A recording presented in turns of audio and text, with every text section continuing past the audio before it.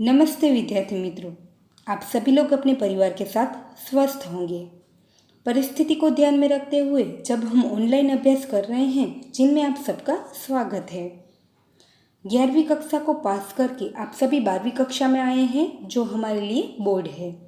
तो हमें क्या करना है, बोर्ड की एग्ज़ाम की अच्छे से तैयारियां करनी है। 12वीं कक्षा के विषय हिंदी की हम बात करते हैं, जिनकी पाठ्य पुस्तक में आप यहाँ देख सकते हैं कई चैप्टर दिए गए हैं, जिनको हमें अच्छे से समझना है और साथ साथ बोर्ड एग्ज़ाम की तैयारियां करनी है। तो इन सभी चैप्टरों को अच्छे से समझने के लिए और बोर्ड एग्ज़ाम की अच्छे से तैयारियां करने के लिए हमारे लिए सबसे ज़्यादा महत्वपूर्ण है इनके प्रारूप को समझना, यानी कि जो पेपर स्टाइल होती है उनको समझना बहुत ही ज़रूरी है। यदि आप सभी पेपर स्टाइल को अच्छे से समझ लेंगे तो इन सभी चैप्टरों को समझने में और बोर्ड एग्ज़ाम की तैयारियां करने में हमें काफ़ी मदद मिलेंगी। आज इस वीडियो के माध्यम से हम सबसे पहले क्या करेंगे, जो 12वीं कक्षा का हमारा विषय है हिंदी, उनकी हम पेपर स्टाइल समझेंगे। यहाँ पर आप देख सकते हैं, यह पेपर स्टाइल पुरानी है। यदि परिस्थिति को ध्यान में रखते हुए यदि कोई पेपर स्टाइल में चेंजेस होंगे तो वे आपको बता दिए जाएंगे, परंतु तब तक के लिए हमें क्या करना है, इन्हीं पेपर स्टाइल के आधारित बोर्ड की एग्ज़ाम की तैयारियां करनी है और जो भी हमारे चैप्टर्स हैं उनको समझना है। कोई भी चेंजेस इन पेपर स्टाइल में होगा तो आपको बता दिया जाएगा। पेपर स्टाइल को हम यदि समझते हैं, यहाँ पर आगे बढ़े तो आप देख सकते हैं यहाँ पर कुल 5 विभाग हमारे सामने दिए गए हैं और इन पांचों विभाग में आप देखेंगे तो पाठ्य पुस्तक के आधारित जितने चैप्टर्स हैं उनको भी लिया गया है, व्याकरण को भी लिया गया है और साथ साथ लेखन विभाग को भी लिया गया है। हम इन पांचों विभागों को अच्छे से समझते हैं और किस तरह हमें एग्ज़ाम की तैयारियां करनी है उनको भी देख लेते हैं। पहला विभाग जो हमारा है वह है गद्य विभाग और यहाँ पर जो प्रथम विभाग है वह हमारे लिए गद्य विभाग है। हिंदी पाठ्य पुस्तक में जितने भी गद्य यानी कि जो जितने भी पाठ दिए गए हैं उनके आधारित हमें यहाँ पर प्रश्न और उनके उत्तर पूछे जाते हैं। सबसे पहला हमारा है बहुविकल्प वाले 3 प्रश्न, यानी कि एमसीक्यूज। आप सभी जानते हैं, कोई एक प्रश्न दिया गया है, उनके नीचे क्या है, 4 ऑप्शंस दिए जाते हैं और उनमें से हमें सही उत्तर को पहचानना है। तो पहला हमारा प्रश्न यहाँ पर है बहुविकल्प वाले प्रश्न, जो जिनके हमें 3 मार्क्स रहते हैं। उनके बाद है योग्य जोड़ा मिलाने के लिए 2 प्रश्न पूछे जाते हैं। योग्य जोड़ा मिलाना यानी कि जिनमें क्या पूछा जाता है, तो पाठ के रिलेटेड यदि कोई पाठ है तो जिनमें जितने भी पात्र हैं, समझ लीजिए कोई एक चैप्टर का नाम दिया है और उनमें जितने भी पात्र आते हैं उनको हमें क्या करना है, जोड़ मिलानी है। या तो साहित्य प्रकार है या तो जो लेखक है उनको भी पूछा जाता है, तो सही जोड़ मिलानी है। साहित्य प्रकार हो या तो पाठ में आने वाले जितने भी पात्र हैं उनको हमें क्या करना है, जोड़ना है, जिनके 2 मार्क्स है।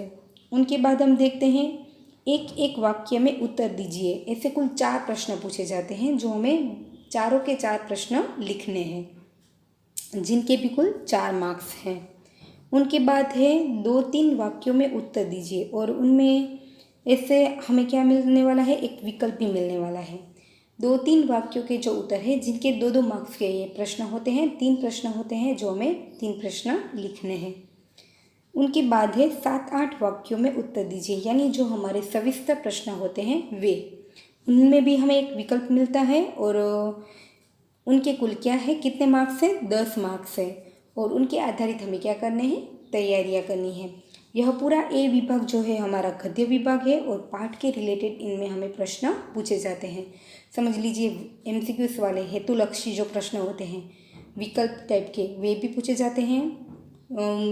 साहित्य प्रकार कृति यानी कि सही जोड़ पूछी जाती है, 1 मार्क्स के प्रश्न, 2 मार्क्स के प्रश्न और सविस्तर प्रश्न इनमें पूछे जाते हैं।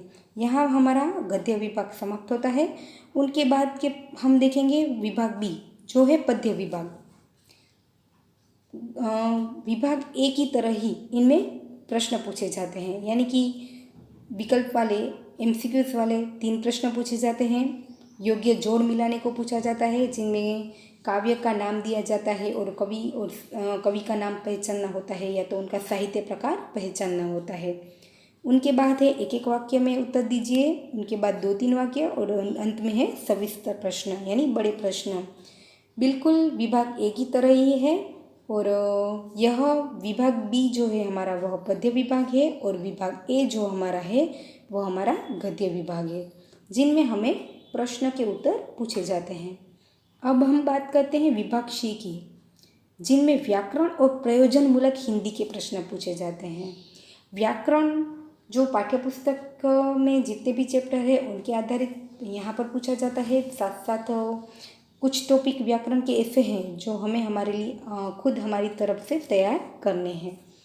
यहाँ पर आप देख सकते हैं समानार्थी शब्द हैं, विलोम यानी विरुद्धार्थी शब्द है, तत्सम शब्द और प्रत्यय उपशब्द, ये दोनों व्याकरण के टॉपिक ऐसे हैं जो आप 11वीं कक्षा में भी सीख कर आए हैं।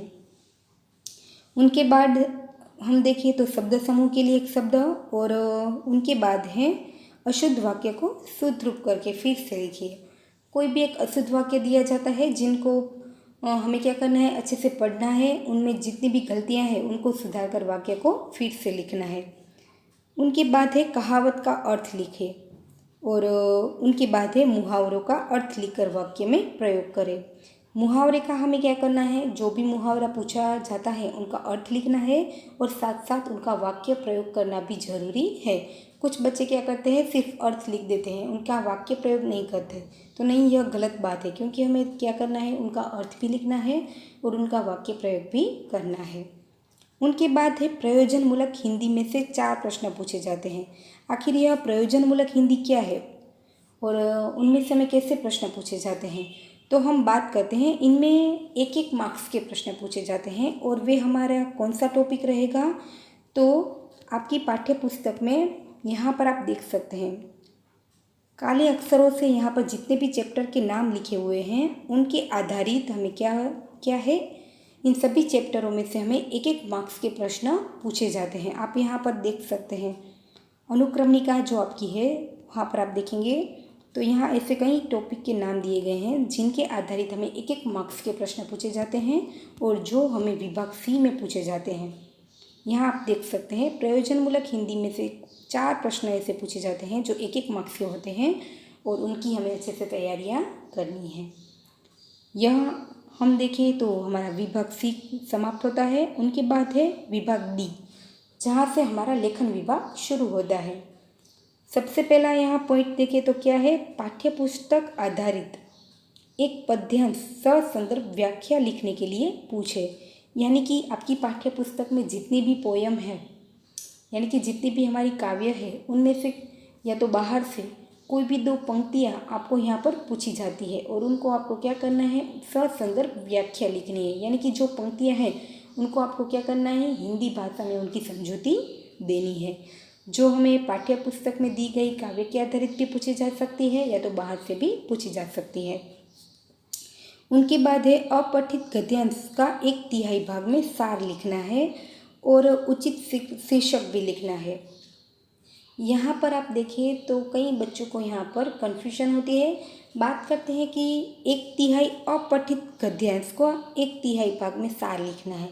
यानी कि आपको एक परिच्छेद दिया जाएगा, उन परिच्छेद को पढ़कर आपको क्या करना है, समझना है और इन परिच्छेद का 1/3 भाग में यानी कि 1/3 भाग में हमें क्या करना है, सार लिखना है। और जो परिच्छेद में आपने समझा है, जिस टॉपिक के बारे में यहाँ समझौती दी गई है, उनके आधारित हमें क्या करना है, शीर्षक भी लिखना है। उनके कुल 5 मार्क्स हैं।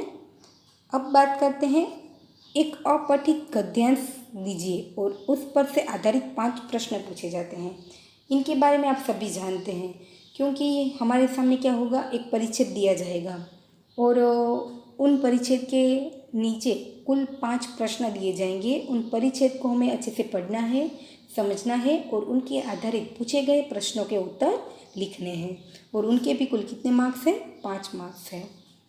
अब आगे हम बात करते हैं विभाग ई की। तो आप यहाँ देख सकते हैं विभाग ई में पहला प्रश्न है हमारा, रूपरेखा के आधारित एक कहानी लिखने के लिए दिया जाता है और उनका शीर्षक लिखना है। कहानियाँ लिखना आप सबको अच्छा लगता है। यहाँ पर क्या होगा, रूपरेखा दी जाएगी और उन रूपरेखा को समझते हुए आपको क्या करनी है, पूरी कहानी लिखनी है। और कहानी लिखने के बाद सिक और शीर्षक भी आपको लिखना है। उनके भी कुल कितने मार्क्स है, 5 मार्क्स है। और अंतिम प्रश्न है हमारी पेपर स्टाइल का, आखिरी प्रश्न है, किसी एक विषय पर 250 शब्दों में निबंध लिखना है।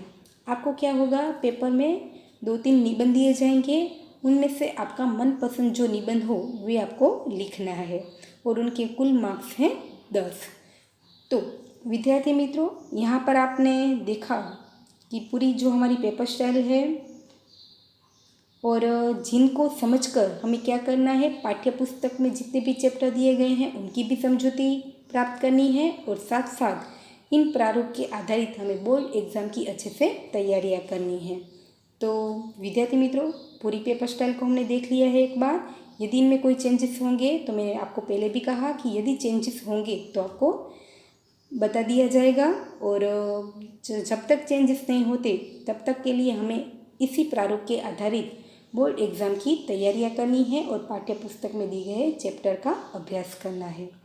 तो विद्यार्थी मित्रों, आप एक बार और भी यहाँ पर दिए गए पेपर स्टाइल को पढ़ लेंगे ताकि आपको अच्छे से समझ में आ जाए और इन्हीं के आधारित हम बाकी के अभ्यास की समझौती प्राप्त करेंगे। नमस्ते, थैंक यू।